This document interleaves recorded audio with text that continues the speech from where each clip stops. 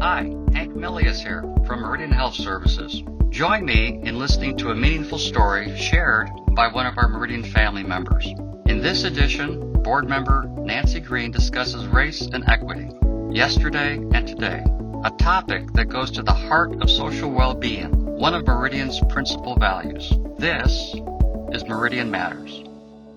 In the spring of 1967, Martin Luther King and others were coming to Louisville on a fairly regular basis. His brother had a church in the area, and it so happened that spring I had the opportunity, my husband being with the AP, was covering the marches, and so he said he was going to be doing that, and I said, well, do you think I might be able to bring a couple of my students, because I'd like for them to be able to experience what goes on at those kinds of things. And he said, sure. Well, I didn't realize that until I got there that I was going to have the opportunity for me and a student to be able to walk with the Kings, and we ended up front with them and their entourage of the march. And I had never been in the middle of something like that. And on the sides of the street, of course, people who were angry about this were standing on the curb screaming and yelling. And we were marching along, and it was fairly peaceful. And I saw this man standing over on the side of the street. He was tall, and he had this little girl, was about yay big, in his arms. And he was screaming and yelling and waving his fist, and he was so angry.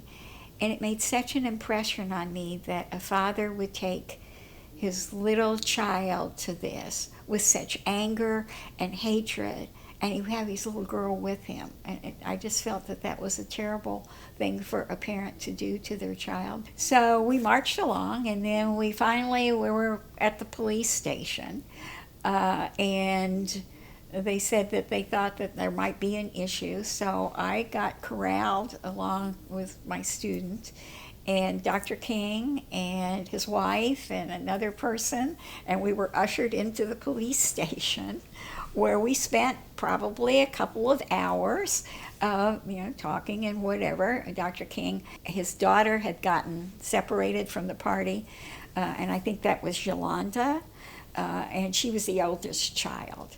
And so they were worried about where she was and so forth. Eventually they found her, and then they felt that any danger was over, so we were released after a couple of hours of being there. They're very nice people. It was very interesting. But it was the experience of being with real people who I saw in the news all the time, and realized that, they're like all the rest of us.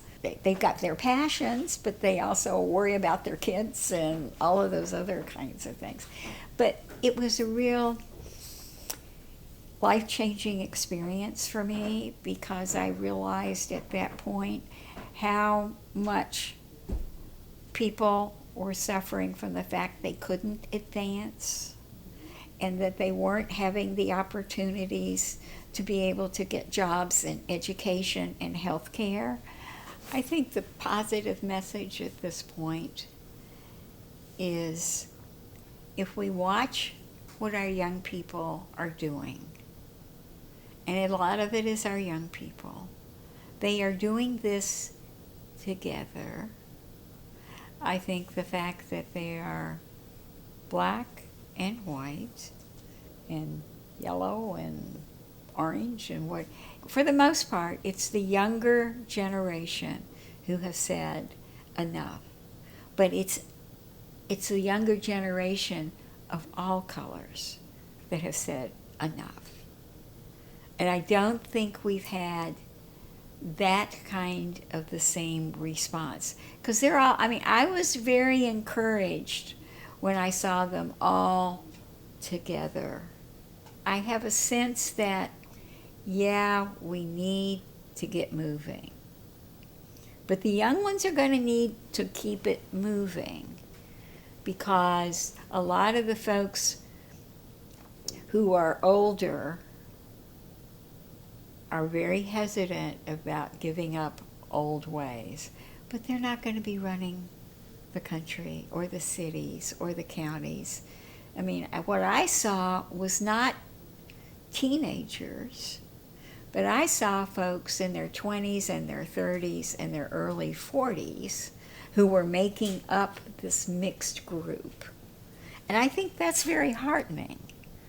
And I think we've had enough discussion publicly of endorsement or support or whatever it is for folks that it's going to encourage them further. And the fact that it's now not just the U.S., it's a worldwide movement. We're in Australia. We even have some in China, I believe, but in Africa and South America. And so England, everybody's talking about it. It's not just the U.S. And I think that's a major sign, because most of these other countries have similar kinds of issues. It may look different, but it's still some of these basic issues. And so I think that's very encouraging.